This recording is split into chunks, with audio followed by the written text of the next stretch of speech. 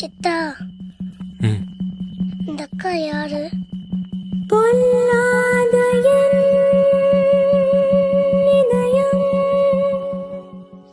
நான் லைஃப்லயே பண்ண பெரிய தப்பு. தப்பா?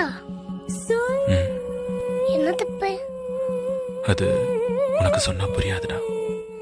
அழிக்கவே முடியாத தப்பு, திருத்தவே முடியாத தப்பு. அவங்க கையில அழிக்கவே முடியாத தப்பு இருக்கு சித்தா. என்ன தப்பு? உன் பேரு. சின்னஞ்சிறு சின்னஞ்சிறு ரகசியமே,